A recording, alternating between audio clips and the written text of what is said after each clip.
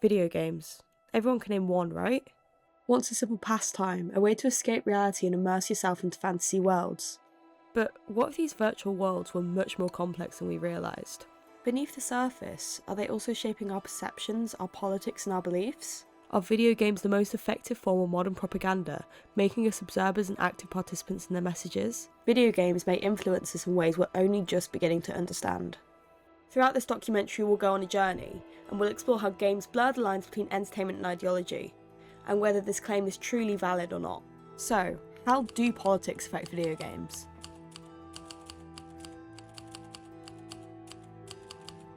At first glance, you guys may think I am utterly insane.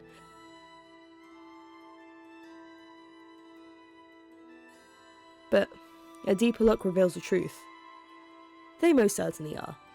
Unlike traditional forms of media, video games require active engagement, immersing their players in their stories in ways that other propaganda methods simply cannot replicate. Players are not mere spectators, they're active participants. This connection becomes even more pronounced when players design their characters. In these scenarios, the stakes are heightened, as the events in the game directly affect a character that the players view as an extension of themselves.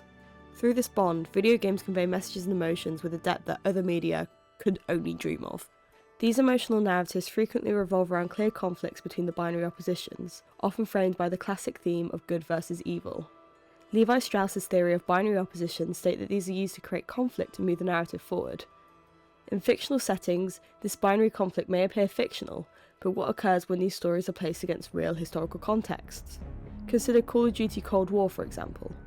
In this game, the Westerners are depicted as inherently virtuous, while the Communists are portrayed as the antagonists. However, the game conveniently overlooks significant details, such as the atrocities and war crimes committed by the United States during the proxy wars. This selective narrative reinforces a Western good, Communist bad storyline, reminiscent of Cold War propaganda. Even in fictional tales, villains aren't really fictional. They are frequently inspired by, or at least perceived as, real-world factions.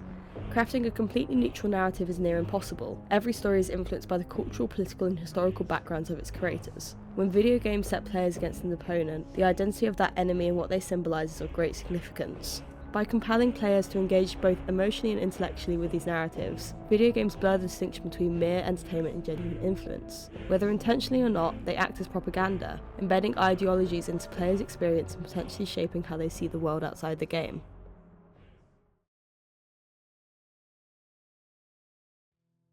Video games may not always set out to be propaganda, but politics most likely will always find their way into the narrative. A prime example of that is my favourite game of all time, Skyrim.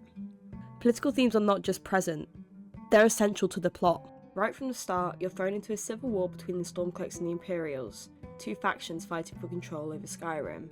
Your adventure kicks off as you're being taken to your execution, initiated by the Imperials. In the same cart as you is none other than Ulfric Stormcloak, the man responsible for the death of Skyrim's High King and the spark of the rebellion. Following a sudden dragon attack, you manage to escape and must make a pivotal choice. Which side will you support? The Stormcloaks view themselves as defenders of Nordic culture, rallying around the slogan, "Skyrim belongs to the Nords!" a phrase which sounds very similar to some real-world nationalist slogans. On the other hand, the Imperials seek to end their rebellion and keep Skyrim within the Empire, even sacrificing religious freedoms by banning the worship of Talos, an action heavily influenced by their uneasy partnership with the High Elf faction, the Thalmor. If you don't want to complete the civil war, that's fine, but you can't complete the main storyline without at least having some involvement in the war. Advancing in the main quest is linked to either resolving the civil war or negotiating a delicate peace treaty between the factions, highlighting how essential politics are to the game's story. However, the political landscape in Skyrim extends beyond the civil war. Racism is deeply embedded within social structure. Among Skyrim's 10 playable races, the Nords, who are the indigenous people of Skyrim, and the High Elves, who run the Thalmor, enjoy privileged status. For instance, in Windhelm, 2 Nord men insult a Dark Elf refugee, saying stuff like, "You eat our food, you pollute our city with your stink, and you refuse to help the Stormcloaks." Khajiit, the cat race, are often seen as thieves by the humanoid characters, and completely barred for entering cities and instead must rely on forming nomadic caravans. Even the game mechanics further emphasise these racial dynamics. The Red Guards, the only dark-skinned race, are recognised for their physical strength but are portrayed as lacking in magical abilities, which in the Elder Scrolls series is linked to intelligence. This subtle yet impactful detail reinforces the stereotype of black individuals as less intelligent, highlighting the idea of black existence controlled by a white creator. What is typically viewed as an escape in fantasy is now a reflection of real-world discrimination, concealed by mythical races and magical environments. Ultimately, every choice a player makes, every conversation they partake in, every faction that they join, is influenced by the game's narrative and their worldview.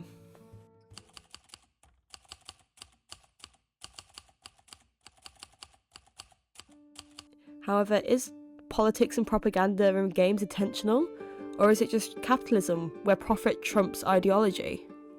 In a capitalist environment where success is measured by revenue, developers and publishers tend to prioritise what sells over what resonates with their personal beliefs. Engaging immersive games are what is wanted by the market, and if integrating political themes enhances that immersion, it's a decision driven as much by market demands as by creative vision. However, what occurs when funding is behind the agenda? Look at military-themed games like Call of Duty, often developed with input or backing from military organisations. In these instances, the narrative frequently portrays certain nations as heroes and others as villains, fostering a one-sided view that aligns with the interests of the funders. However, could games only be political by interpretation? Video games, like any form of media, are open to interpretation. Each player contributes their own unique experiences and biases to the narratives, influencing their interpretation of its political aspects. For instance, one player might interpret Skyrim as a cautionary tale about the dangers of nationalism, while another might see it as an argument for the importance of cultural preservation. If the grounds for these different interpretations are evident within the game, then can these different readings really be incorrect?